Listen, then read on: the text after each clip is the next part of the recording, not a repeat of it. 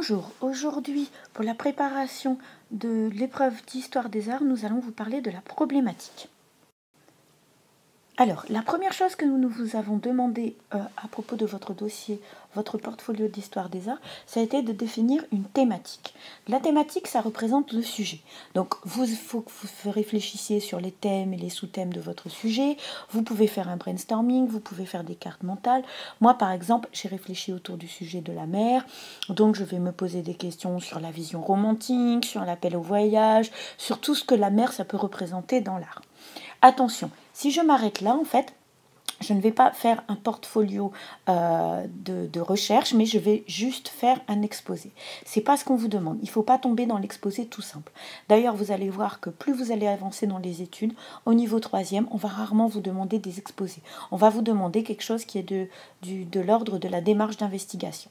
Donc pour ce faire, il va falloir travailler ce qu'on appelle une problématique. La problématique, en fait, c'est une question ouverte qui demande une enquête qui fait réfléchir. Il n'y a pas une réponse simple à une problématique. Une problématique, comme son nom l'indique, c'est un problème. Donc là où le sujet nous amenait une affirmation, la problématique, elle va nous amener un questionnement. Donc on va se poser des questions sur le pourquoi, le comment, les différentes modalités auxquelles on peut ramener notre sujet. Par exemple, si je reprends mon sujet sur la mer, ma problématique, je vais réfléchir. Donc, quelle était la symbolique de la mer traditionnelle? Quelle est la symbolique de la mer qui est désormais attachée à l'art du XXe et du XXIe siècle? Et ma problématique, en fait, elle va évoluer. C'est-à-dire que plus vous allez travailler votre portfolio, plus vous allez avoir des reformulations de votre problématique. La problématique à laquelle je peux arriver, par exemple, c'est le mythe de la mer, invitation au voyage, est-il encore présent dans l'art du XXe ou XXe siècle, ou est-ce que les artistes ont trouvé des nouvelles symboliques de la mer? Donc là, je regroupe un peu tous les questionnements par lesquels je suis passée durant l'élaboration de mon portfolio. Donc, si vous avez bien travaillé votre portfolio, il doit correspondre en fait à une tentative de résolution de la problématique. C'est-à-dire que chaque œuvre de votre portfolio va amener un élément de réponse. Par exemple, moi j'ai sélectionné 3 œuvres sur la mer. Donc par exemple, j'ai un poème de Antonin Artaud qui n'est pas du tout une invitation au voyage, etc.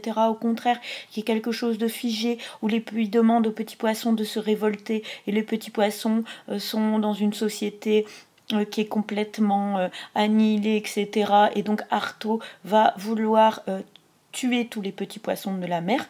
Donc c'est une image complètement, c'est une métaphore de la société d'aujourd'hui, c'est une image qui n'est pas du tout positive, pas du tout liée au voyage. Ensuite, on peut avoir une installation de Damien Hirst, qui est en fait un squelette de requin qui est conservé et qui a fait beaucoup polémique quand il a montré. Donc là, on a une vision de la mer qui est complètement encore différente, encore une fois, puisque c'est une vision négative, c'est une vision morbide, c'est une vision enfermée de la mer. Et puis, on peut avoir des artistes qui font des installations, comme Claudio Parmigiani, qui a réalisé justement dans une ancienne église, dans un ancien cloître, une installation qui rappelle la mer, mais qui est faite en fait de verre brisé.